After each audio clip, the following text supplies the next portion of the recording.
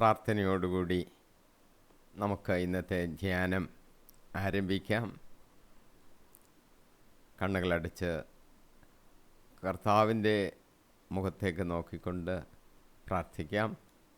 ദൈവത്തിൻ്റെ പരിശുദ്ധാത്മാവ് ഇറങ്ങി വരണമെന്ന് പ്രാർത്ഥിക്കുന്നു. ഞങ്ങളുടെ മധ്യത്തിൽ നീ ഉണ്ട്, ഞങ്ങളുടെ ഉള്ളിൽ നീ ഉണ്ട് എന്ന് ഞങ്ങൾ പൂർണ്ണമായിട്ട് വിശ്വസിക്കുന്നു. പരിശുദ്ധാത്മാവ് പ്രവർത്തിക്കണമേ. കർത്താവ് ഇന്ന് ധ്യാനിക്കുമ്പോൾ ദൈവത്തിൻ്റെ പരിശുദ്ധാത്മാവ് ഞങ്ങളുടെ ചിന്തകളെ ഉജ്ജീവിപ്പിക്കണമേ.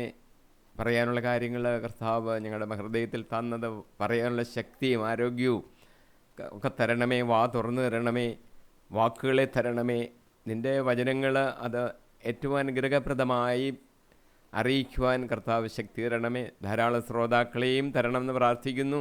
ആ വചനങ്ങൾ അവരുടെ ഹൃദയത്തിൽ പതിയാനും കർത്താവെ ആ വചനങ്ങൾക്കനുസരിച്ച് ജീവിതത്തിൽ മാറ്റങ്ങളുണ്ടാകാനും കർത്താവിനെ മുറുകെ പിടിച്ച് സന്തോഷത്തോടുകൂടി സുവിശേഷ വേലകളിൽ ഏർപ്പെടാനൊക്കെയുള്ള വലിയ അനുഗ്രഹങ്ങളെ, കൃപകളെ ദൈവത്തിൻ്റെ പരിശുദ്ധാത്മാവ് ഞങ്ങളിലേക്ക് പ്രവഹിക്കണമെന്ന് പ്രാർത്ഥിക്കുന്നു. അനുഗ്രഹിക്കണമേ. യേശു കർത്താവിൻ്റെ വിലയേറിയ നാമത്തിൽ പ്രാർത്ഥിക്കുന്നു. നാഥ കേൾക്കുമാറാകണമേ. ആമീൻ. ഇന്ന് നമ്മൾ ചിന്തിക്കുന്നത് 2 കൊരിന്ത്യർ 7-ാം അധ്യായം 7-6 മുതലുള്ള വാക്യങ്ങളാണ്. കഴിഞ്ഞ ആഴ്ച നമ്മൾ 5 വരെയുള്ള വാക്യങ്ങൾ ധ്യാനിച്ചു, പഠിച്ചു. ഇന്ന് നമ്മൾ 6-ാം വാക്യം മുതലാണ് പഠിക്കുന്നത്. ഞാൻ വാക്യം വായിക്കാം. 6. ആശയറ്റവരെ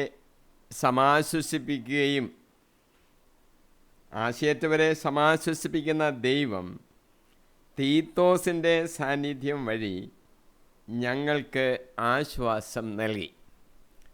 പൗലോസിന് എത്രമാത്രം കഷ്ടപ്പെട്ടാണ് പൗലോസ് തൻ്റെ സുവിശേഷ വേലകൾ നിർവഹിക്കുന്നത്. പല പീഡനങ്ങളും കഷ്ടതകളൊക്കെ ഉണ്ടാകുന്നുണ്ട്. അപ്പോൾ ദൈവം ഇടയ്ക്കിടയ്ക്ക് ആശ്വാസം കൊടുക്കും. ഇവിടെ ദൈവം ആശ്വാസം കൊടുത്തത് തീത്തോസ് വഴിയാണ്.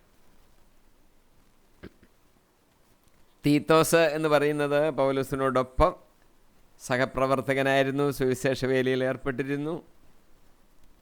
തീത്തോസിൻ്റെ പേരിൽ പൗലോസ് ഒരു ലേഖനം എഴുതിയിട്ടുണ്ട്. ബൈബിളിലെ ഒരു ഭാഗമാണ് തീത്തോസിന് എഴുതിയ ലേഖനം. എൻ്റെ പുത്രൻ എന്നാണ് തീത്തോസിനെ പൗലോസ് വിളിക്കുന്നത്. അപ്പം അത്രമാത്രം അടുപ്പമായിരുന്നു എന്ന് വിചാരിക്കാം. തീത്തോസ് വഴി, അവൻ്റെ സാന്നിധ്യം വഴി ആശ്വാസം ലഭിച്ചു എന്നാണ് പറഞ്ഞിരിക്കുന്നത്. അപ്പം തീത്തോസിനെ കുറിച്ച് നമ്മൾ മനസ്സിലാക്കുമ്പോൾ, നമുക്കൊരു മാതൃകയായിട്ടെടുക്കുമ്പോൾ നമ്മളൊരു കാര്യം മനസ്സിലാക്കണം. നമ്മൾ തന്നെ എന്താണ് ചെയ്യേണ്ടത്? മറ്റുള്ളവരെ ആശ്വസിപ്പിക്കണം. അത് നമ്മൾ ചെയ്യേണ്ട കാര്യമാണ്. നമുക്ക് മറ്റുള്ളവരെ എങ്ങനെ ആശ്വസിപ്പിക്കാൻ സാധിക്കും? നമുക്ക് വാക്കുകൾ കൊണ്ട് ആശ്വസിപ്പിക്കാൻ സാധിക്കും. മരണ വീട്ടിലൊക്കെ ചെല്ലുമ്പോൾ ബന്ധുക്കളെയൊക്കെ ഇങ്ങനെ പറഞ്ഞ് ആശ്വസിപ്പിക്കുന്നത് കണ്ടിട്ടുണ്ടല്ലോ. ദുഃഖത്തിലായിരിക്കുന്നവരെയൊക്കെ നമുക്ക് വാക്കുകൾ കൊണ്ട് പറഞ്ഞ് ആശ്വസിപ്പിക്കാം. പ്രവൃത്തികൾ കൊണ്ട് നമുക്ക് ഓരോരുത്തരെ ആശ്വസിപ്പിക്കാം. പെട്ടെന്ന് അവർക്ക് വേണ്ടി എന്തെങ്കിലും ഒരു കാര്യം സഹായം ചെയ്യണമെങ്കിൽ അത് ചെയ്ത് അവരുടെ ആ ദുഃഖത്തിൽ അവരെ ആശ്വസിപ്പിക്കുവാൻ സാധിക്കും. ഇപ്പോൾ പ്രകൃതി ദുരന്തം ഉണ്ടായ അവസരത്തിൽ അവരെ നമ്മൾ ആശ്വസിപ്പിക്കാനായിട്ട് പ്രവർത്തിക്കുന്നല്ലോ. കേരളീയരെല്ലാവരും കൂടി ചേർന്ന് പ്രവർത്തിക്കുന്നു. ആശ്വസിപ്പിക്കുവാൻ പ്രവൃത്തി കൊണ്ട് അത് നമുക്ക് സാധിക്കും. മൂന്നാമത്തെ ഒരു കാര്യം, അതാ ഇവിടെയും പറഞ്ഞിരിക്കുന്നത്, സാന്നിധ്യം കൊണ്ട് ആശ്വസിപ്പിക്കും. നമ്മുടെ ഒരു സാന്നിധ്യം അവിടെ ഉള്ളത് അവർക്ക് ആശ്വാസം നൽകുന്നതായിരിക്കും. അങ്ങനെയുള്ള സന്ദർഭങ്ങളിൽ നമ്മൾ അവിടെ ചെന്നിരിക്കണം. സാന്നിധ്യം വളരെ ആശ്വാസം പകരുന്ന ഒരു കാര്യമാണ്. ചിലർ ഇങ്ങോട്ടൊന്ന് വന്നാൽ മതി, അവരുടെ കൂടെ അടുത്തൊന്നിരുന്നാൽ ആശ്വാസം ലഭിക്കും എന്ന് എത്രയോ പേരെക്കുറിച്ച് പറയാറുണ്ട്. ചിലർ വന്നാൽ ചിലപ്പം പ്രയാസമാണ്. അവരോരോ വാക്കുകളൊക്കെ പറയുമ്പോൾ ഹൃദയത്തിൽ ഭാരം കൂടുകയുള്ളൂ. എന്നാൽ ചിലരുടെ സാന്നിധ്യം തന്നെ ഹൃദയത്തിലൊരു സന്തോഷം പകരുന്നതായിരിക്കും. ഒരു ക്രിസ്ത്യ വിശ്വാസി അവൻ്റെ സാന്നിധ്യം മറ്റുള്ളവർക്ക് ആശ്വാസം പകരുന്ന രീതിയിലായിരിക്കണം. അവൻ്റെ ആ പെരുമാറ്റ രീതി, അവൻ മറ്റുള്ളവരുടെ ഇടപെടുന്ന ആ കാര്യങ്ങൾ ആശ്വാസത്തെ പ്രദാനം ചെയ്യുന്നതായിരിക്കണം. അപ്പം വാക്കുകൾ കൊണ്ട്, പ്രവൃത്തികൾ കൊണ്ട്, സാന്നിധ്യം കൊണ്ട് ഒക്കെയും മറ്റുള്ളവരെ നമുക്ക് ആശ്വസിപ്പിക്കാൻ സാധിക്കും. അത് നമ്മൾ ചെയ്യണം. ഒരു ക്രിസ്ത്യ വിശ്വാസി അങ്ങനെ ആയിരിക്കണം. ദൈവത്തെക്കുറിച്ച് ചിന്തിച്ചാൽ ദൈവം ആശ്വാസദായകനാണ്. അവൻ ആശ്വാസത്തെ പ്രദാനം ചെയ്യുന്നവനാണ് എന്ന് നമ്മൾ മനസ്സിലാക്കണം. ദൈവം എങ്ങനെയാണ് നമുക്ക് ആശ്വാസം തരുന്നത്? ദൈവം നമുക്ക് നേരിട്ട് ആശ്വാസം തരാം. ദുഃഖിച്ചിരിക്കുന്നവരെ നേരിട്ട് ദൈവം മാലാഖമാരെ അയച്ചോ ദൈവം തന്നെയോ ആശ്വസിപ്പിക്കാം. ദൈവം മറ്റ് വ്യക്തികൾ വഴി നമുക്ക് ആശ്വാസം പകരാം. നമുക്കൊരു അത്യാവശ്യമായ ഒരു വിഷമസന്ധിയിലിരിക്കുമ്പോൾ ഒരാളെ ദൈവം ഇങ്ങോട്ട് പറഞ്ഞു വിട്ടെന്ന് വരാം. നമ്മൾ പ്രതീക്ഷിച്ച ആളായിരിക്കത്തില്ല, പക്ഷെ ദൈവം അത് കണക്കാക്കി വിടും. മാലാഖ വഴി ദൈവത്തിന് ചെയ്യാം. മറ്റൊരു വ്യക്തിയിൽ വഴി ദൈവത്തിന് ആശ്വാസം നമുക്ക് തരുവാൻ സാധിക്കും. ഒരു സംഭവം മൂലം നമുക്ക് ആശ്വാസം തരാൻ സാധിക്കും. മറ്റ് വ്യക്തികളിൽ കൂടെയോ സംഭവങ്ങളിൽ കൂടെയോ ഏതെങ്കിലും രീതിയിലാണെങ്കിലും അത് ദൈവത്തിന് സാധിക്കുന്ന കാര്യമാണ്. ആശ്വസിപ്പിക്കാൻ കർത്താവ് തയ്യാറാണ്. മത്തായിയുടെ സുവിശേഷം 11-ാം അധ്യായം 28 മുതൽ 30 വരെയുള്ള 3 വാക്യങ്ങൾ ഞാനിന്ന് വായിക്കാം. അധ്വാനിക്കുന്നവരും ഭാരം വഹിക്കുന്നവരുമായ നിങ്ങൾ എല്ലാവരും എൻ്റെ അടുക്കൽ വരുവീൻ, ഞാൻ നിങ്ങളെ ആശ്വസിപ്പിക്കാം. ഞാൻ ശാന്തശീലനും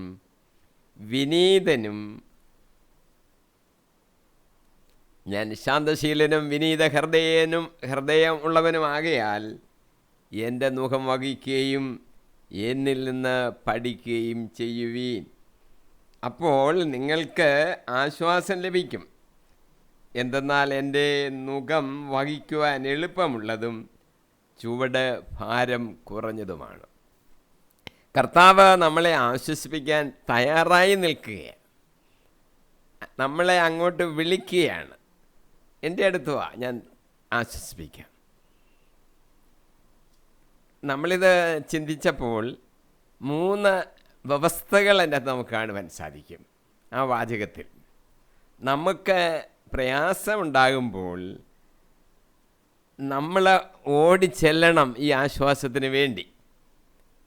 ആരുടെ അടുക്കലാണ് ചെല്ലേണ്ടത്?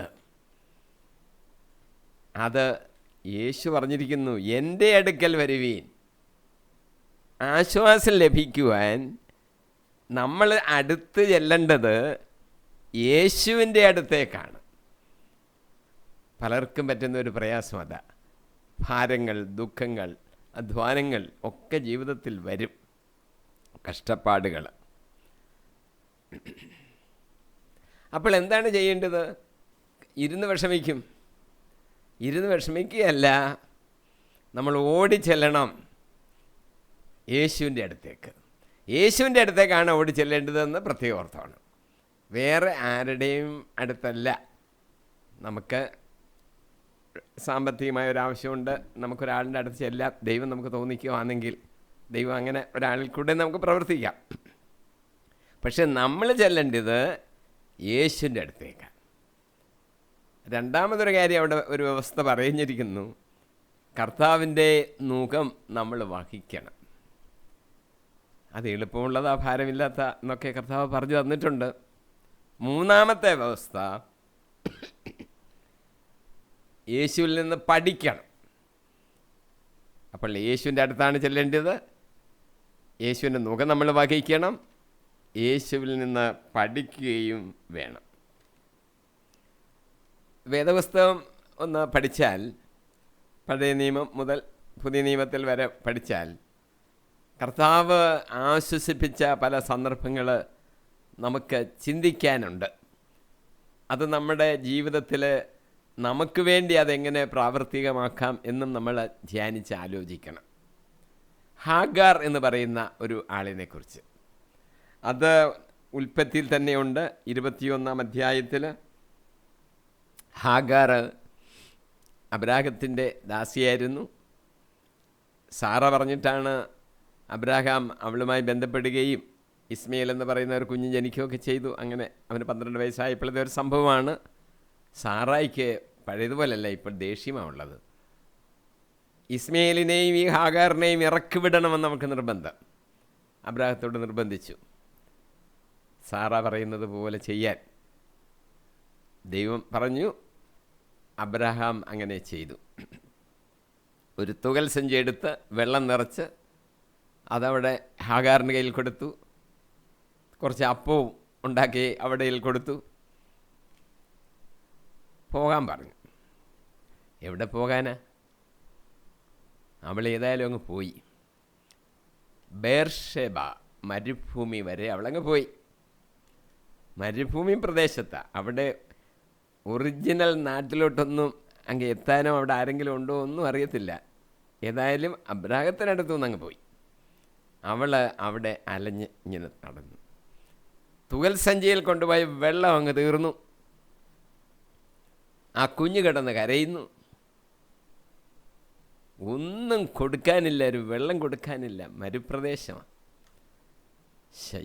എന്ത് ചെയ്യണമെന്നറിയാതെ അവൾ ആ കുഞ്ഞിനെ, അവൾക്ക് സങ്കടം വന്ന് എന്ത് ചെയ്യണമെന്നറിയത്തില്ല. അവൾ ആ കുഞ്ഞിനെ എടുത്ത് കുറ്റിക്കാടിലോട്ടോ കൊണ്ടിങ്ങനെ വെച്ചിട്ട് ഇച്ചിരി ദൂരെ മാറി തിരിഞ്ഞിരുന്നു. ഒരു കരച്ചിൽ. കുഞ്ഞ് കിടന്ന് കരയുന്നു. അവൾ പറയുന്നത്, എനിക്ക് കുഞ്ഞിൻ്റെ കരച്ചിലിൻ്റെ ശബ്ദം കേൾക്കുവാൻ വയ്യ. അവളൊരു കരച്ചിൽ മാറിയിരുന്നിട്ട് കുഞ്ഞിൻ്റെ കരച്ചിൽ ദൈവം കേട്ടു എന്നാണ് പറഞ്ഞിരിക്കുന്നത്. ദൈവം ഹാഗാറിനെ ആശ്വസിപ്പിക്കാൻ വരികയാണ്. സ്ത്രീയെ, എന്തിനാണ് നീ കരയുന്നത്? കരയുന്നവരുടെ അടുത്തേക്ക് എത്തുന്ന ഒരു ദൈവം. ഇത് നമ്മുടെ ദൈവം. ആര് കരഞ്ഞാലും ദൈവം അടുത്ത് വന്ന് ആശ്വസിപ്പിക്കും. കരഞ്ഞ് പ്രാർത്ഥിക്ക്, കിട്ടുക തന്നെ ചെയ്യും. ദൈവം ആശ്വസിപ്പിക്കാൻ വന്നു.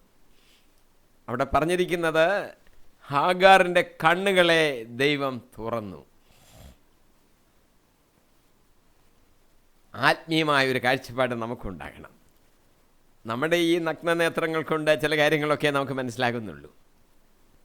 ആത്മീയ തലത്തിൽ ഒരു ഉണർവുണ്ടായി. ദൈവവചനങ്ങളുടെ ആഴമായ അർത്ഥതലങ്ങളിലേക്ക് ചെല്ലണമെങ്കിൽ ആത്മീയ കണ്ണുകൾ തന്നെ തുറക്കപ്പെടണം. കർത്താവ് തുറന്നു തരും, പ്രാർത്ഥിച്ചാൽ മതി. ഹാഗാറിൻ്റെ കണ്ണുകൾ തുറക്കപ്പെട്ടു. അവൾ നോക്കിയപ്പോൾ ഒരു കിണർ കണ്ടു. അവൾ ആ വെള്ളം കോരി തുകൽ സഞ്ചിയിൽ നിറച്ചു, കുഞ്ഞിനും കൊടുത്തു.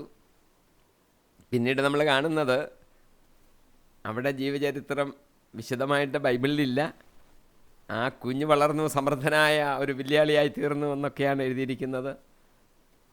അവരെയും ദൈവം ഒരു ജനതയാകാൻ അനുഗ്രഹിച്ചിട്ടുണ്ട്. അത് വേറെ നമ്മൾ ചിന്തിച്ചോണം. അവൾ കണ്ണ് തുറന്നപ്പോൾ കണ്ടത് ഒരു കിണർ. ആ കിണർ ദൈവം അത്ഭുതകരമായി അന്നേരം സൃഷ്ടിച്ചതാണോ എന്നൊന്നും ബൈബിളിലില്ല. പക്ഷെ ഒരു കാര്യം, അവിടെ കണ്ണുകൾ തുറക്കപ്പെട്ടു എന്നുള്ളതിലാണ് ബൈബിൾ പ്രാധാന്യം കൊടുത്ത് എഴുതിയിരിക്കുന്നത്. കണ്ണുകൾ തുറക്കപ്പെടുവാൻ, നമ്മുടെ കണ്ണുകൾ തുറക്കപ്പെടുവാൻ നമുക്ക് പ്രാർത്ഥിക്കാം.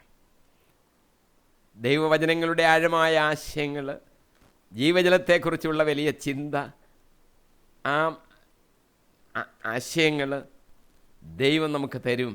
ജീവൻ്റെ ജലം, അത് വാങ്ങി പാനം ചെയ്യുന്നവർക്ക് നിത്യജീവൻ കിട്ടും. അകക്കണ്ണുകൾ തുറക്കപ്പെടട്ടെ എന്ന് നമുക്ക് പ്രാർത്ഥിക്കാം.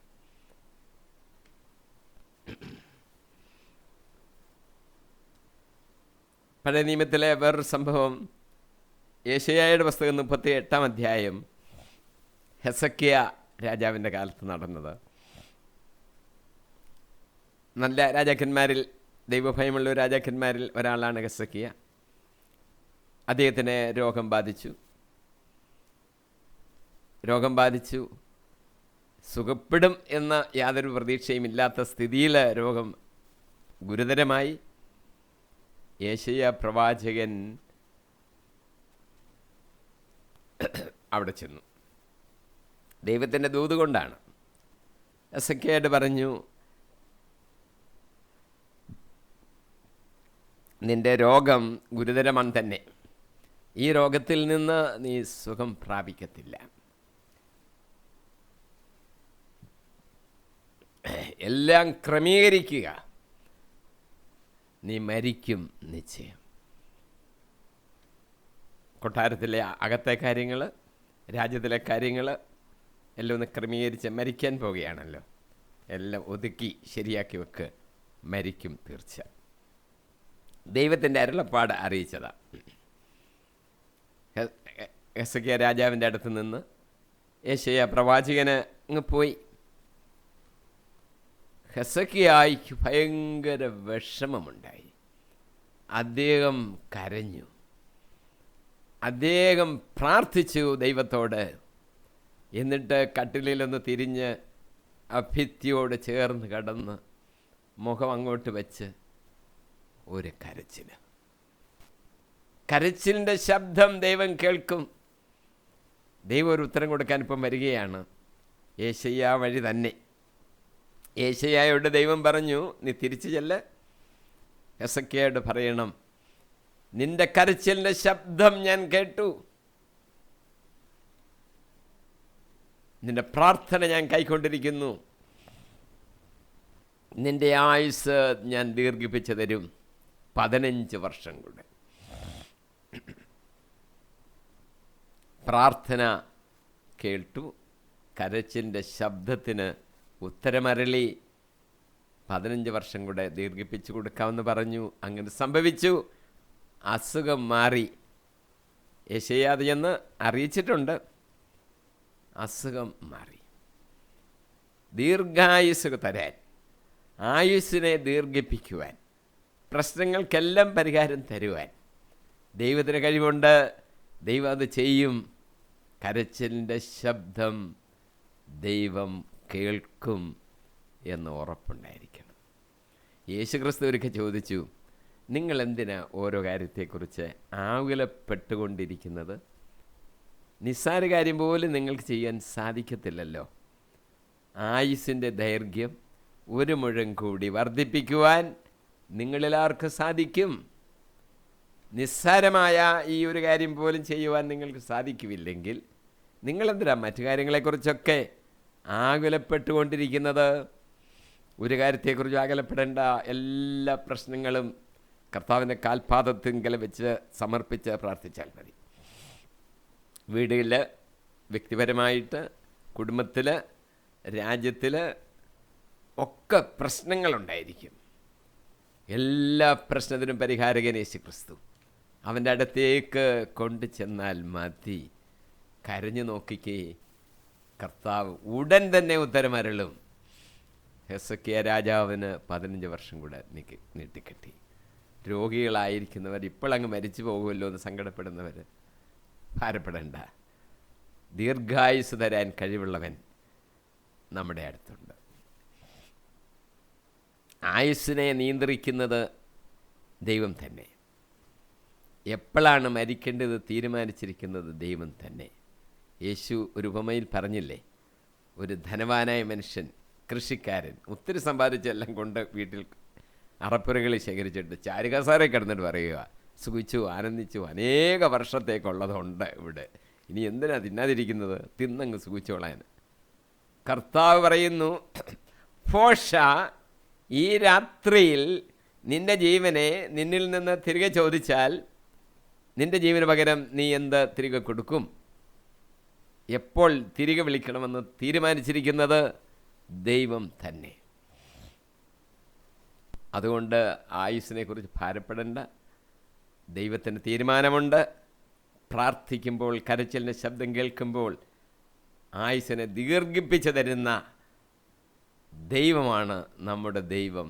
എന്ന് നമ്മൾ ഓർക്കണം. യേശുവിൻ്റെ ജീവിതകാലത്ത് യേശു വളരെ സ്നേഹിച്ചിരുന്ന ഒരാളാണ് ലാസർ. ലാസർ മരിച്ചുപോയി. അടക്കി കഴിഞ്ഞ് 4 ദിവസം കഴിഞ്ഞാൽ യേശു അവിടോട്ട് ചെല്ലുന്നത്. യേശു അവിടെ ചെന്നപ്പോൾ ലാസറിനെ പ്രതി ഒത്തിരി പേര് മാർത്ത, മറിയം സഹോദരികളെ ആശ്വസിപ്പിക്കാൻ അവിടെ വന്നിട്ടുണ്ട്. യേശു ആ ഗ്രാമപ്രദേശത്തെത്തിയതേ ഉള്ളൂ, വീട്ടിലെത്തിയില്ല. മാർത്തയും മറിയയും യേശുവിൻ്റെ അടുത്ത് വന്നിട്ട് അവരങ്ങ് കരയുക. കർത്താവേ, നീ ഇവിടെ ഉണ്ടായിരുന്നുവെങ്കിൽ എൻ്റെ സഹോദരൻ മരിക്കുമായിരുന്നില്ല. രണ്ടുപേരും അതേ വാചകമാണ് പറയുന്നത്. മാർത്ത, മറിയം കരയുകയാണ്. കൂടെ ഉണ്ടായിരുന്നവരെ ആശ്വസിപ്പിക്കാമെന്നവരെ അവരും കരയുകയാണ്. ഇവരുടെ എല്ലാം കരച്ചിലിന് കണ്ടപ്പോൾ യേശു കർത്താവിൻ്റെ ഹൃദയം അങ്ങ് പൊട്ടി. യേശു കണ്ണുനീർ പൊഴിച്ചു. ഒരു സ്ത്രീയുടെ കരച്ചിൽ കണ്ടപ്പോൾ യേശു കൂടെ കരഞ്ഞുപോയി. യേശു കരഞ്ഞു. Jesus wept. ഇതാണ് ബൈബിളിലെ ഏറ്റവും ചെറിയ വേഴ്സ്, വചനം. ഏറ്റവും ചെറുത്, 2 വാക്കേ ഉള്ളൂ. Jesus wept. ചെറുതാണെങ്കിലും വലിയ കാര്യമാണ് പറഞ്ഞിരിക്കുന്നത്. നമ്മുടെ കൂടെ കരയുന്നവൻ, സാധാരണ മനുഷ്യരുടെ കൂടെ കരയുന്ന ദൈവം. മനുഷ്യനോട് കരയുന്ന ഒരു രാജാവെന്നല്ല, ദൈവം നമ്മളോടൊപ്പം കരയുകയാണ്. ഇവിടെ കണ്ടത് ഒരു സ്ത്രീ കരയുന്നത് കണ്ടപ്പോൾ യേശു കരഞ്ഞു. നമ്മുടെ കാര്യത്തിൽ ഭാരപ്പെടുന്നവൻ, ദുഃഖിക്കുന്നവൻ, സഹതപിക്കുന്നവൻ, കൂടെ വിഷമിക്കുന്നവനാ ദൈവം. ഉത്തരം തരും. കർത്താവിൻ്റെ ഹൃദയത്തിൽ നമ്മുടെ വേദന അവൻ ആവഹിച്ചെടുത്തിട്ടുണ്ടെങ്കിൽ നമ്മുടെ പ്രശ്നത്തിന് തീർച്ചയായിട്ടും ഉത്തരവുണ്ട്. ലാസറിൻ്റെ കല്ലറയിൽ ചെന്നിട്ട് യേശു പ്രഖ്യാപിച്ചു, വിളിച്ചു പറഞ്ഞു, ലാസറേ എഴുന്നേൽക്കുക, ലാസറേ എഴുന്നേൽക്കുക. മരിച്ചിട്ട് 4 ദിവസം കഴിഞ്ഞ് ശവം അഴുകിപ്പോയി കാണും. എഴുന്നേൽക്കുക എന്നുള്ള ശബ്ദം കല്ലറയുടെ ആ കല്ലുകളുടെ ഇടയിൽ കൂടെ ലാസറിൻ്റെ അഴുകിയ ശരീരത്തിൽ സ്പർശിച്ചപ്പോൾ ആ ശരീരത്തിന് ജീവൻ വീണ്ടും കിട്ടി. ലാസർ എഴുന്നേറ്റ് വന്നു, ഉയർത്തെഴുന്നേറ്റു. കരച്ചിലിന് മറുപടി ഉണ്ട് എന്ന് മനസ്സിലാക്കുക. മരിച്ചുപോയി എന്ന് വിചാരിച്ച് വിഷമിക്കണ്ട, നഷ്ടപ്പെട്ടു പോയി എന്ന് വിചാരിച്ച് വിഷമിക്കണ്ട, പരാജയപ്പെട്ടു പോയി എന്ന് വിചാരിക്കണ്ട, ജോലി കിട്ടിയില്ലല്ലോ എന്ന് വിചാരിച്ച് വിഷമിക്കണ്ട, ജോലി കിട്ടി പക്ഷേ ശമ്പളം കിട്ടുന്നില്ല എന്ന് വിചാരിച്ച് വിഷമിക്കണ്ട, ബന്ധപ്പെട്ടവർ നഷ്ടപ്പെട്ടു പോയി എന്ന് വിചാരിച്ച് കരഞ്ഞുകൊണ്ട് ഇരുന്നങ്ങ് പോകണ്ട. സമയം ഉദ്ധരിക്കുവാൻ, പരിഹാരം തരുവാൻ ശക്തനായവൻ അവനാ നമ്മുടെ ദൈവം യേശു ക്രിസ്തു.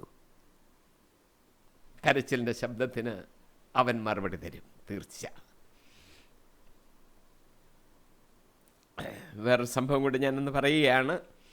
മഗ്ദലേനക്കാരി മറിയം, അവളിൽ നിന്നാണ് 7 പിശാചുക്കളെ പുറത്താക്കിയതെന്ന് ബൈബിളിലുണ്ട്. യേശുവിൻ്റെ കൂടെ നടക്കുകയും ശുശ്രൂഷിക്കുകയും ഒക്കെ ചെയ്ത മറിയം യേശുവിനെ അവൾ സ്നേഹിച്ചിരുന്നു എന്ന് നമുക്ക് മനസ്സിലാക്കാൻ സാധിക്കും. യേശു അടക്കപ്പെട്ട് ഞായറാഴ്ച അതിരാവിലെ അവളാണ് കല്ലറയെങ്കിലേക്ക് ഓടിയെത്തിയത്. സുഗന്ധ ദ്രവ്യങ്ങളൊക്കെ വാങ്ങിച്ച്. ആരാ കല്ല് മാറ്റി തരുമെന്നൊക്കെ അവൾക്ക് ഭയമായിരുന്നു. അവൾ ഓടിച്ചെന്നു. കല്ലറയിൽ നോക്കി യേശുവിനെ കണ്ടില്ല, ശരീരം കാണുന്നില്ല. വിഷമിച്ച് നിന്ന് അവളിങ്ങോട്ട് മാറി നിന്നങ്ങ് കരച്ചിൽ ആണെന്നുള്ളതാണ് എൻ്റെ പ്രത്യേകത.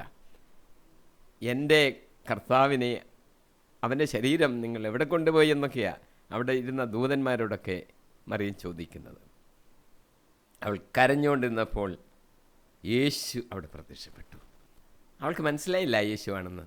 സ്ത്രീയെ, നീ കരയുന്നത് എന്ത്? അവൾ വിചാരിച്ച തോട്ടക്കാരനാണെന്ന്. അപ്പോൾ അവൾ പറഞ്ഞു, യേശുവിൻ്റെ ശരീരം കാണുന്നില്ല. പെട്ടെന്ന് യേശു മറിയം എന്ന് വിളിച്ചു. അവൾ ആ ശബ്ദം തിരിച്ചറിഞ്ഞു. അവൾ നോക്കി, യേശു തന്നെ. ഗുരോ എന്ന് പറഞ്ഞ് അവൾ കാൽക്കൽ കെട്ടുപിടിക്കാൻ തുടങ്ങി. ഉയർത്തെഴുന്നേറ്റ യേശു ആദ്യം പ്രത്യക്ഷപ്പെടുന്നത് മഗ്ദലേനക്കാരി മറിയയ്ക്കാണ്. കരഞ്ഞുകൊണ്ട് കല്ലറയിൽങ്കൽ നിന്ന ഒരു സ്ത്രീ എന്ന് നമ്മൾ മനസ്സിലാക്കണം. യേശു യഥാർത്ഥത്തിൽ അങ്ങോട്ട് ഒന്ന് തിരിഞ്ഞു വന്നതാ. കാരണം ഉയർത്തെഴുന്നേറ്റ് കഴിഞ്ഞ യേശു തൻ്റെ ബലിയുടെ പൂർത്തീകരണം എന്നുള്ള നിലയിൽ പിതാവിൻ്റെ സന്നിധിയിലേക്ക് പോവുകയാണ്. പിതാവിൻ്റെ സന്നിധിയിലേക്ക് ചെന്ന് കഴിയുമ്പോഴാണ് കാൽവരിയിലെ തൻ്റെ ബലിയുടെ പൂർത്തീകരണം ആകുന്നത് എന്ന് നമ്മൾ മനസ്സിലാക്കണം. അതിനുവേണ്ടി പിതാവിൻ്റെ സന്നിധിയിലേക്ക് പോകുന്ന വഴിക്കാണ് ഇതാ ഒരു സ്ത്രീ കരഞ്ഞുകൊണ്ട് നിൽക്കുന്നു. ആ യാത്ര ഒന്ന് മുടക്കിയിട്ട്, ഇടയ്ക്കൊന്ന് മുടക്കിയിട്ട് മറിയത്തോട് സംസാരിക്കുന്ന യേശു എന്തുകൊണ്ട് അവൾ കരഞ്ഞുകൊണ്ട് നിന്നു എന്നത് മാത്രം. സ്നേഹത്തിൻ്റെ പ്രകടനമാ കരച്ചിലെന്ന് നമുക്കറിയാം. സ്നേഹത്തോടു കൂടിയുള്ള കരച്ചിലിന് ഉത്തരം തന്നിട്ട് മാത്രമേ യേശു കർത്താവ് പോകുന്നുള്ളൂ പിതാവിൻ്റെ സന്നിധിയിൽ പോലും എന്ന് നമുക്കറിയാം. നമ്മുടെ ജീവിതത്തിൻ്റെ ഏത് പ്രശ്നവുമായിക്കോട്ടെ, സഹായിക്കാൻ കഴിവുള്ളവൻ, സഹായിക്കാൻ തയ്യാറുള്ളവൻ, നമ്മളെ ആശ്വസിപ്പിക്കുന്നവൻ യേശു ക്രിസ്തു നമ്മുടെ അടുത്തേക്ക് വരും. നേരിട്ട് വരാം, മറ്റ് വ്യക്തികളിൽ കൂടെ വരാം, സംഭവങ്ങളിൽ കൂടെ വരാം. നമ്മളെ സഹായിക്കാതെ അവൻ പോവുകയില്ല. ആശ്വസിപ്പിക്കുന്ന കർത്താവ്. യേശു കർത്താവ് തന്നെ പഠിപ്പിച്ചത് എന്താണ്?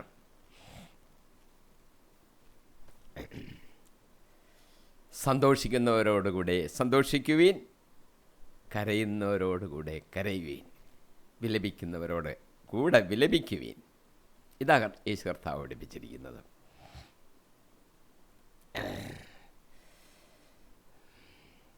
യേശു കുരിശും കൊണ്ട് പോകുമ്പോൾ കുറേ സ്ത്രീകൾ യേശുവിനെ അനുഗമിച്ചിരുന്നു.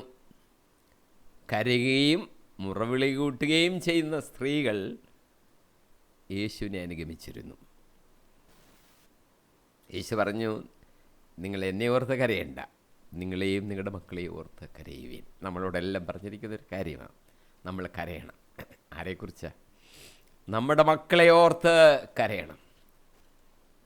ഒരു വ്യക്തിയെയും നരകത്തിൽ വിടാൻ പാടില്ല. നമ്മളെ ഏൽപ്പിച്ചിരിക്കുന്ന നമ്മുടെ മക്കൾ സ്വർഗരാജ്യത്തിലേക്ക് പ്രവേശിക്കത്തക്കവണ്ണം അവരെ വളർത്തിക്കൊണ്ട് വരേണ്ടത് നമ്മുടെ കടമയാണ്. അവർ തെറ്റിപ്പോകുന്നെങ്കിൽ ഉത്തരവാദി നമ്മളാണ്. കരയുവീൻ, കരയുവീൻ, കരയുവീൻ, മക്കളെ ഓർത്ത് കരയുവീൻ. ഇതാ യേശു പറഞ്ഞത്. നമ്മുടെ ഹൃദയം മറ്റുള്ളവരുടെ പ്രശ്നങ്ങളിന്മേൽ അലിവ് ഉണ്ടാകുന്ന ഹൃദയമായിരിക്കണം. യേശു ഒരു ഉപമ പറഞ്ഞിട്ടുണ്ട്. സമറിയക്കാരൻ്റെ ഉപമ എന്ന് നമുക്ക് പറയാം. ജെറുസലേമിൽ നിന്ന് ജെറീക്കോയിലേക്ക് പോയൊരു മനുഷ്യൻ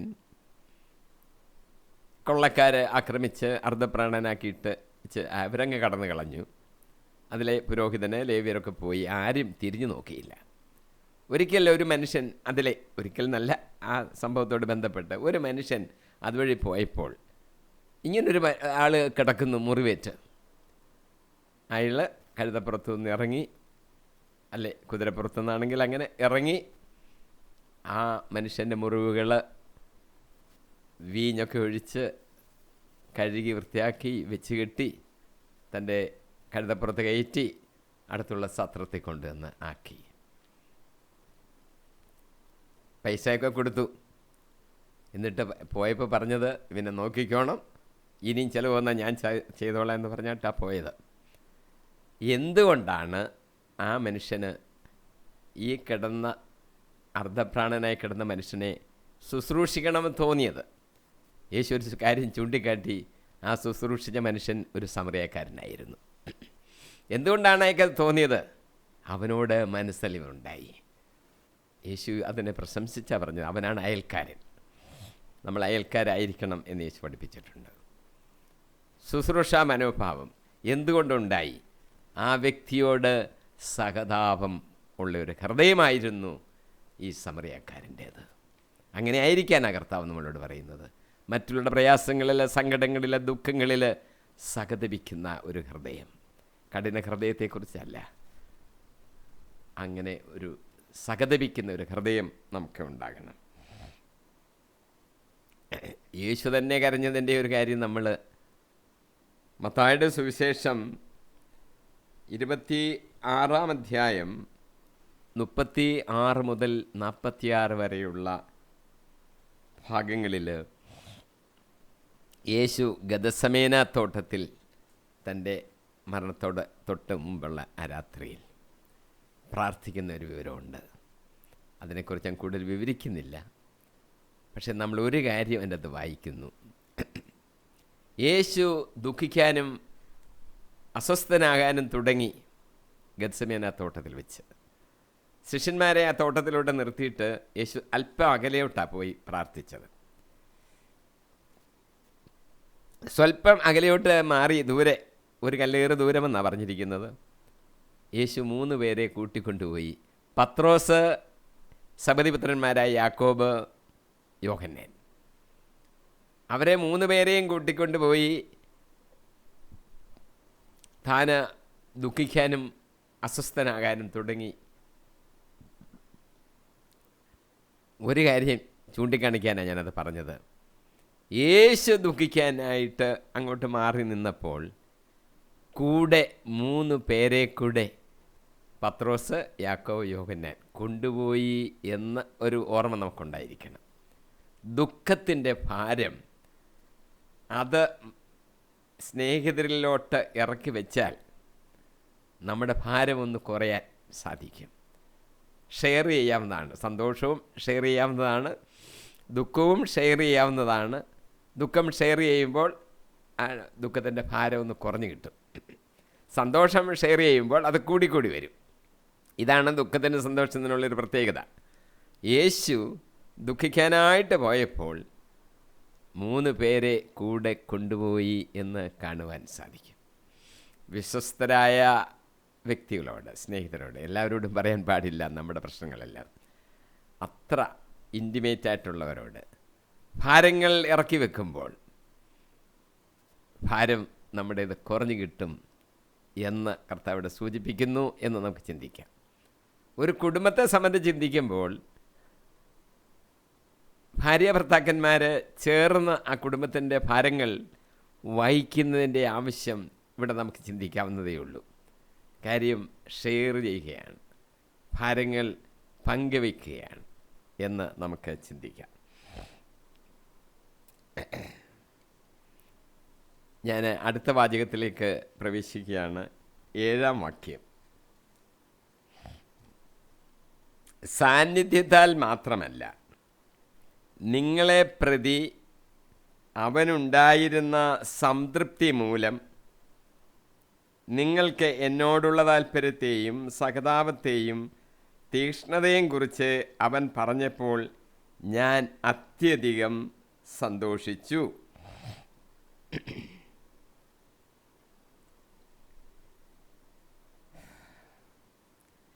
തീത്തോസ് കൊറിന്തോസുകാരെക്കുറിച്ചുള്ള ചില വിവരങ്ങൾ എത്തിച്ചപ്പോൾ പൗലോസിന് യഥാർത്ഥത്തിൽ സംതൃപ്തി ഉണ്ടായി. ചില പ്രശ്നങ്ങളൊക്കെ അവിടെ ഉണ്ടായിരുന്നു. അതിനെ ഒന്ന് ശമിപ്പിക്കാൻ ഈ പൗലോസ് ഒരു കത്തെഴുതിയിട്ടുണ്ടായിരുന്നു. ആ കത്തും കഴിഞ്ഞിട്ടാണ് തീത്തോസ് എന്ന് അവിടുത്തെ വിവരങ്ങളൊക്കെ അറിഞ്ഞ് തിരിച്ചു വന്ന് പൗലോസിനോട് ഈ വിവരങ്ങളൊക്കെ അറിയിക്കുന്നത്. അപ്പോൾ പൗലോസിന് ഒരു സംതൃപ്തി ഉണ്ടായി എന്നാണ് ഇവിടെ ഈ വാചകത്തിൽ പറഞ്ഞിരിക്കുന്നത്. അപ്പോൾ തീത്തോസ് വന്ന് അറിയിച്ച കാര്യങ്ങൾ,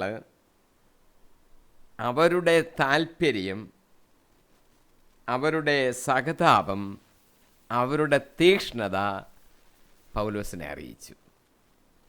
അപ്പോൾ പൗലോസോട് എഴുതിയിരിക്കുന്ന വാചകം, നിങ്ങളുടെ തീക്ഷ്ണത, നിങ്ങളുടെ താല്പര്യം, നിങ്ങളുടെ സഹതാപം, അത് പൗലോസിനെ സംതൃപ്തി നൽകി എന്നാണ് പറഞ്ഞിരിക്കുന്നത്. നിങ്ങളുടെ താല്പര്യവും നിങ്ങളുടെ സഹതാപവും നിങ്ങളുടെ തീക്ഷ്ണതയും, ആ 3 വാക്കിലും നിങ്ങളുടെ എന്ന് കൂട്ടിച്ചേർത്തിട്ടുണ്ട്. നിങ്ങളുടെ എന്നുള്ള വാക്ക് വേണമെങ്കിൽ ഒരു പ്രാവശ്യം പറഞ്ഞ് അങ്ങനെ ഘടിപ്പിക്കാമായിരുന്നു. പക്ഷെ നിങ്ങളുടെ എന്ന് 3 പ്രാവശ്യം പറയുന്നതിൻ്റെ കാരണം അത് ഗ്രീക്ക് ഭാഷയിലെ ഒരു പ്രത്യേക പ്രയോഗമാണ്. വീണ്ടും വീണ്ടും അത് എടുത്തു പറയുമ്പോൾ ആ സംഗതിക്കുള്ള പ്രാധാന്യം ഊന്നി പറയുന്നു എന്നാണ്.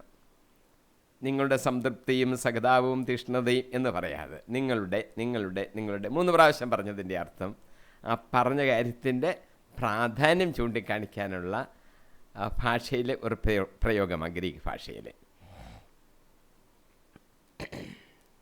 8-ാം വാക്യം, എൻ്റെ എഴുത്ത് നിങ്ങളെ ദുഃഖിപ്പിച്ചുവെങ്കിലും എനിക്കതിൽ സങ്കടമില്ല. വാസ്തവത്തിൽ നേരത്തെ എനിക്ക് സങ്കടമുണ്ടായിരുന്നു. എന്നാൽ ആ എഴുത്ത് നിങ്ങളെ കുറച്ചു കാലത്തേക്ക് മാത്രമാണെങ്കിലും ദുഃഖിപ്പിക്കുക ഉണ്ടായല്ലോ. 8-ാമത്തെ വാചകമാണ് നമ്മളിപ്പം വായിച്ചത്. പൗലോസ് എഴുതിയ ഒരു കത്തിൻ്റെ കാര്യം ഞാൻ സൂചിപ്പിച്ചല്ലോ. ദുഃഖകരമായ ചില കാര്യങ്ങൾ കൊറിന്ത്യർക്ക് തോന്നിക്കാണും. ആ പൗലോസിൻ്റെ എഴുത്ത് അവരെ ഒന്ന് ദുഃഖിപ്പിച്ചിട്ടുണ്ട്. അവരൊരു കാര്യത്തെക്കുറിച്ച് മനസ്സിലാക്കപ്പെടാൻ വേണ്ടി പൗലോസ് എഴുതിയതാണ്. പൗലോസ് ഇവിടെ പറയുന്നത് ആ കത്തിനെക്കുറിച്ച് നിങ്ങൾക്ക് ദുഃഖമുണ്ടായി. ആദ്യം എനിക്കതൊരു സങ്കടമായിരുന്നു, പക്ഷേ നിങ്ങളത് ദുഃഖിച്ചത് കൊണ്ട് എനിക്കതിൽ സംതൃപ്തിയുണ്ട് എന്നാ പൗലോസ് അവിടെ സൂചിപ്പിക്കുന്നത്.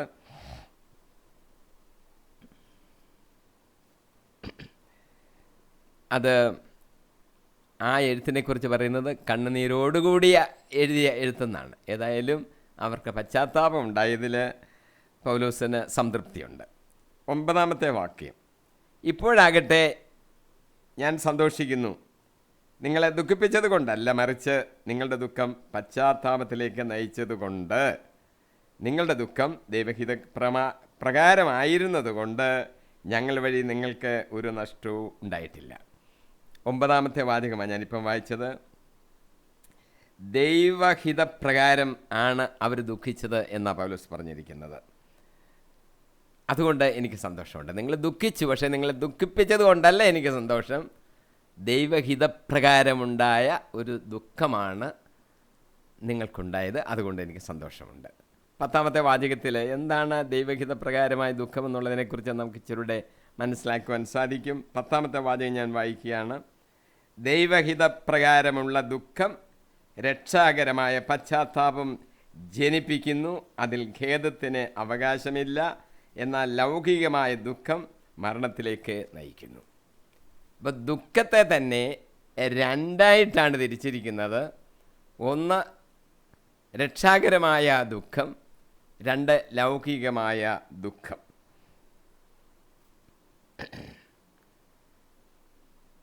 രണ്ട് ഉദാഹരണങ്ങളെ ഞാൻ പറയാൻ പോവുകയാണ്. ലൂക്കോസിൻ്റെ സുവിശേഷം 22-ാം അധ്യായം 60-62 വാക്യങ്ങളിൽ പത്രോസിനെക്കുറിച്ച് ഒരു കാര്യം എഴുതിയിട്ടുണ്ട്. പത്രോസ് യേശുവിനെ അറിയത്തില്ല എന്ന് 3 പ്രാവശ്യം നിഷേധിച്ചു.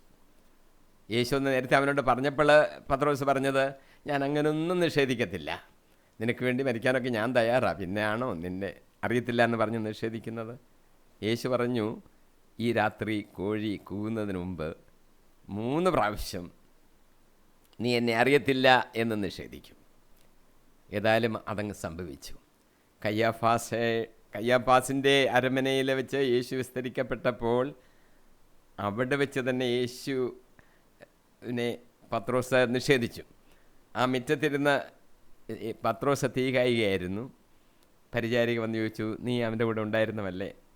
3 പ്രാവശ്യമാണ് അവനെ എനിക്ക് അറിയത്തില്ല എന്ന് പത്രോസ് നിഷേധിച്ചത്. 3 പ്രാവശ്യം നിഷേധിച്ചു കഴിഞ്ഞപ്പോൾ കോഴി കൂവി. യേശു ആ ജനലിൽ കൂടെ ഇങ്ങനൊന്ന് തിരിഞ്ഞു പത്രോസിൻ്റെ മുഖത്തേക്ക് നോക്കി. പത്രോസിന് എല്ലാം ഓർമ്മ വന്നു. നമ്മൾ വായിക്കുന്നത് പത്രോസ് ദുഃഖിച്ച് കരഞ്ഞു. അവിടെ നിന്ന് ഇറങ്ങിപ്പോയി. ആ ദുഃഖം വലിയ ദുഃഖമായിരുന്നു, പശ്ചാത്താപത്തിൻ്റെ ദുഃഖം. അതാണ് ദുഃഖകരമായ പശ്ചാത്താപം എന്നൊക്കെ പറയുന്നത്. ഉയർത്തെഴുന്നേറ്റ് കഴിഞ്ഞപ്പോൾ യേശു പത്രോസിനോട് പറഞ്ഞത് എന്താണ്? നീ എൻ്റെ കുഞ്ഞാടുകളെ മേയ്ക്കുക, നീ എൻ്റെ ആടുകളെ മേയിക്കുക. 3 പ്രാവശ്യം തള്ളിപ്പറഞ്ഞ പത്രോസിനെയാണ് മേയിക്കാനുള്ള ചുമതല ഏൽപ്പിച്ചു കൊടുക്കുന്നത്. എന്തുകൊണ്ട്? അവൻ്റെ ദുഃഖം പശ്ചാത്താപം ജനിപ്പിക്കുന്നതായിരുന്നു. അവനെക്കുറിച്ച് വിഷമമുണ്ടായി. നമ്മൾ ചെയ്യുന്ന തെറ്റാണെന്ന ബോധ്യം, നമ്മൾ ചെയ്യുന്ന തെറ്റ് ദൈവത്തോട് ചെയ്ത തെറ്റ് പാപമാണെന്നുള്ള ബോധ്യം, അതിനെക്കുറിച്ചുള്ള സങ്കടം, കർത്താവേ ഞാനങ്ങനെ ചെയ്തു പോയല്ലോ, എന്നോട് ക്ഷമിക്കണം, ക്ഷമിക്കുമെന്നുള്ള ഉറപ്പ്. ക്ഷമിക്കാൻ വേണ്ടിയാണല്ലോ കാൽവരിയിൽ യാഗം ആയിത്തീർന്നത്, ബലിയായിത്തീർന്നത്. അത് ഞാൻ വിശ്വസിക്കുന്നു. എൻ്റെ ദുഃഖം അത് സന്തോഷപരിയായി അവസാനിക്കും. എൻ്റെ ദുഃഖം മൂലം എൻ്റെ പാപങ്ങൾ കഴുകപ്പെടുന്നു, എന്നെ നീതീകരിക്കുന്നു. ആടുകളെ മേയ്ക്കുക എന്നോട് പറയപ്പെടുന്നു. വേറൊരു സംഭവമുണ്ട്, അത് ലൂക്കോസിൽ തന്നെ. ലൂക്കോസ് 27:3 മുതൽ 5 വരെ. യൂദ തെറ്റ് ചെയ്തു. നമുക്കറിയാം, 30 വെള്ളി നാണയങ്ങൾ വാങ്ങിച്ചിട്ടാണല്ലോ യേശുവിനെ ഒറ്റുകൊടുത്തത്. ദുഃഖമുണ്ടായി. നിഷ്കളങ്ക രക്തം ഞാൻ ഒറ്റുകൊടുത്തു എന്നവന് ബോധ്യമുണ്ടായി. ദുഃഖിച്ചു, പശ്ചാത്തപിച്ചു.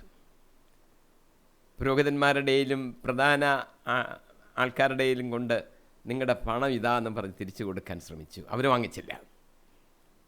ദേവാലയത്തിലേക്ക് എറിഞ്ഞേച്ച് അവൻ പോയി. കയറ് വാങ്ങിച്ചൊരു മരത്തിൽ കയറി കെട്ടിഞ്ഞാണ് ചത്തു എന്ന് തന്നെ എഴുതിയിരിക്കുന്ന, മരിച്ചെന്നല്ല.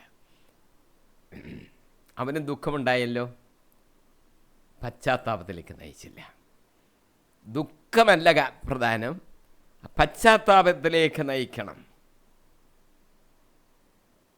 അതാണ് പ്രധാനം. അപ്പോൾ ഈ ദുഃഖങ്ങൾ 2 തരത്തിലാണ് പൗലോസൂടെ വേർതിരിച്ച് പഠിപ്പിക്കുന്നത്. ഒന്ന് പശ്ചാത്താപത്തിലേക്ക് നയിക്കുന്ന ദുഃഖം, മറ്റേത് നിരാശയിലേക്ക് നയിക്കുന്ന ദുഃഖം. അതുകൊണ്ടാണ് കെട്ടിഞ്ഞാണ് ചത്തത്. രക്ഷപ്പെടാനൊരു മാർഗമേ ഉള്ളൂ, ക്രൂശിതനായ യേശു ക്രിസ്തുവിൻ്റെ മുഖത്തേക്ക് നോക്കണം. കയറ് വാങ്ങിക്കാൻ പോയ നേരത്ത് യേശു കയ്യാഫാസിൻ്റെ കൊട്ടാരത്തിൽ അവിടെ നിൽക്കുമായിരുന്നെങ്കിൽ യൂദാസിന് വേണേൽ അങ്ങോട്ട് ഓടാമായിരുന്നു, യേശുവിൻ്റെ മുഖത്ത് നോക്കാമായിരുന്നു. അല്ല, ക്രൂശിക്കാൻ കൊണ്ടുപോകുന്ന വഴിക്ക് മറ്റ് ആൾക്കാരെല്ലാം വരുന്നുണ്ടല്ലോ, യൂദാസിന് കൂടെ വരാമായിരുന്നു. അതൊന്നും സംഭവിച്ചില്ല, ചെയ്തില്ല. അവൻ കയറിൻ്റെ അറ്റത്തോട്ട് തൻ്റെ ജീവനെയും കൊടുത്തു. ഇത് ലൗകികമായ ദുഃഖം എന്നാണ് പൗലോസ് പറയുന്നത്. മറ്റേത് ദുഃഖം, പശ്ചാത്താപം ഉളവാക്കുന്ന ദുഃഖം. ദുഃഖം ഇങ്ങനെ 2 തരത്തിലുണ്ട്. നമ്മളും ഓരോ കാര്യത്തെക്കുറിച്ച് ദുഃഖിക്കുമ്പോൾ നമ്മൾ എടുത്ത് ചിന്തിക്കണം, ഏത് തരത്തിലുള്ള ദുഃഖമാണ് നമുക്ക് ഉണ്ടായിരിക്കുന്നത് എന്ന് നമ്മൾ ഓർക്കണം. കരച്ചിലിൻ്റെ ശബ്ദത്തിന് മുമ്പിൽ ഉത്തരം പറയുന്നവനാണ് ദൈവമെന്ന് നമ്മൾ അറിയണം. ആശ്വസിപ്പിക്കുന്നവനാണ് ദൈവം എന്ന് നമ്മൾ അറിയണം. ലൗകികമായ ദുഃഖമല്ല, നിരാശയല്ല, യേശുവിനെ നോക്കാനുള്ള തയ്യാറെടുപ്പ് നമുക്കുണ്ടാകണം. പിച്ചുള്ള സർപ്പത്തെ നോക്കിയവർ രക്ഷപ്പെട്ടു എന്ന് പറയുന്നത് ഇതിൻ്റെ സിംബോളിക്കായിട്ട് പഴയ നിമിത്തം സംഭവിച്ച കാര്യമാണ്. നമുക്ക് പശ്ചാത്താപം ഉണ്ടാകണം. അത് നമ്മുടെ ജീവിതത്തിന് മാറ്റം വരുത്തണം. നിരാശയല്ല ഉണ്ടാകേണ്ടത്. ഇത് 10ാമത്തെ വാക്യത്തോടു കൂടി ഞാൻ ഇന്നിവിടെ നിർത്തുകയാണ്. അടുത്ത 11 മുതൽ നമുക്ക് അടുത്ത 73ാമത്തെ എപ്പിസോഡ് ധ്യാനിക്കാം. ദൈവം നമ്മളെ അനുഗ്രഹിക്കട്ടെ. ഇന്ന് നമ്മൾ ചിന്തിച്ചത് ആശ്വാസം തരുന്ന ഒരു ദൈവത്തെക്കുറിച്ചാണ്. നമ്മുടെ ദുഃഖം പശ്ചാത്താപം ജനിപ്പിക്കുന്ന ദുഃഖമായിരിക്കണം, നിരാശ ഉണ്ടാക്കുന്ന ദുഃഖമാകരുത് എന്ന് നമ്മൾ ഓർക്കണം. ദൈവത്തിൻ്റെ പരിശുദ്ധാത്മാവ് നമ്മളെ നയിക്കട്ടെ. നമ്മുടെ അകക്കണ്ണ് തുറക്കപ്പെടണം. നമുക്ക് വേണ്ടി തയ്യാറാക്കി വെച്ചിരിക്കുന്ന ആ കുളം നമ്മൾ കാണണം. ആ കിണർ നമ്മൾ കാണണം. ജീവൻ്റെ ജലം തരുന്ന കിണർ ഏതാണെന്ന് നമ്മൾ കണ്ടുപിടിക്കണം. സമരക്കാരോട് സ്ത്രീയോട് പറയുമ്പോഴൊക്കെ യേശു അത് പറയുന്നുണ്ട്. കണ്ണ് തുറക്കപ്പെട്ട് ജീവൻ്റെ ജലം ലഭിക്കുന്നിടം നമ്മൾ കാണണം. ദൈവം അതിനെ സഹായിക്കട്ടെ. അടുത്ത പ്രാവശ്യം ബാക്കി ഭാഗങ്ങൾ നമുക്ക് ധ്യാനിക്കാം. യേശു കർത്താവിന്റെ നാമത്തിൽ തന്നെ. ആമേൻ.